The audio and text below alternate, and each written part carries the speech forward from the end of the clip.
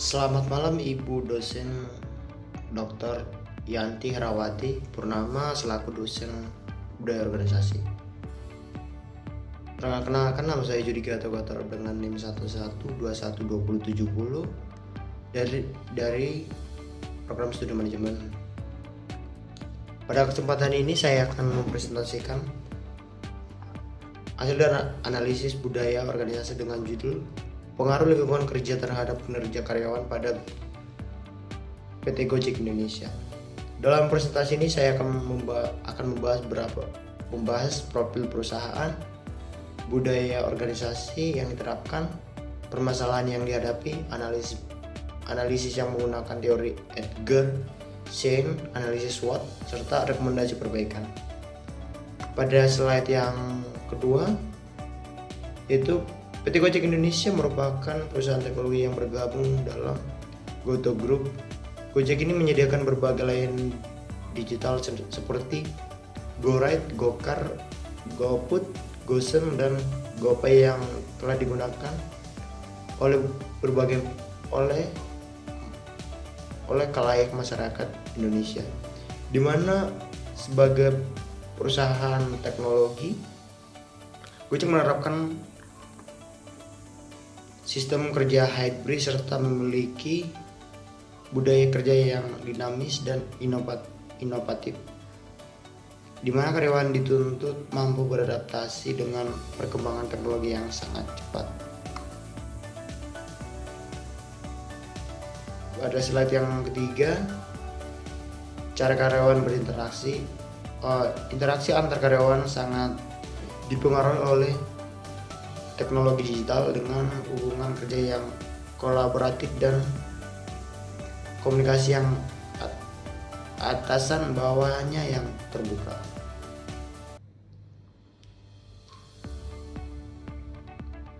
Interaksi karyawan ini didukung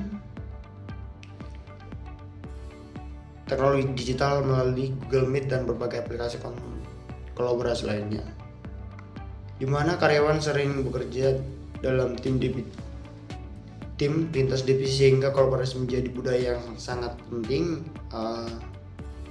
Selain itu juga perusahaan rutin mengadakan daily meeting agar kolaborasi berjalan efektif, hingga atasan bawah juga cukup terbuka sehingga karyawan menyampaikan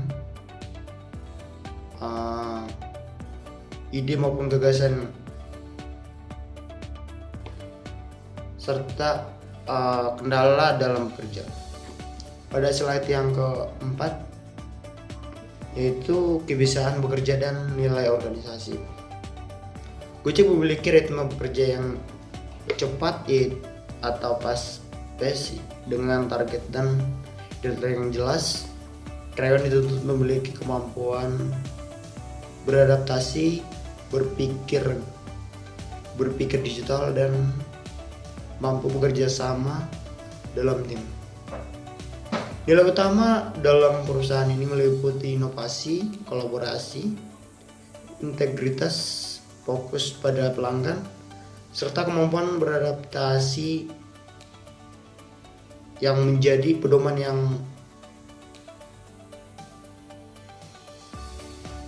dalam menjalankan pekerjaan sehari-hari. Permasalahan budaya organisasi. Walaupun memiliki budaya kerja yang baik, Gojek juga menghadapi beberapa tantangan. Di antaranya adalah tingginya beban kerja atau deadline yang ketat, ketidakjelasan pembagian tugas akibat perubahan organisasi, komunikasi yang belum optimal pada sistem kerja hybrid, serta masih adanya tantangan dalam menjaga work-life balance pada karyawan. Pada slide yang ke-6, yaitu penyebab dan dampak. Pada permasalahan tersebut disebabkan oleh persaingan industri digital yang semakin berkembang, target bisnis yang besar, serta perubahan organisasi yang berlangsung sangat cepat. Jika tidak dikelola dengan baik, kondisi ini dapat menyebabkan burnout, menurunnya produktivitas, berkurangnya keterlibatan karyawan, meningkatnya turnover, dan menurunnya kepuasan kerja. Pada slide yang ke-7, landasan teori. Analisis yang digunakan dalam permasalahan ini yaitu teori organisasi dari Edgar Hassing yang membagi budaya organisasi menjadi 3 tingkatan. Pertama, artefak, yaitu hal-hal yang terlihat secara langsung seperti sistem kerja hybrid, ruangan kerja modern, dan penggunaan teknologi digital.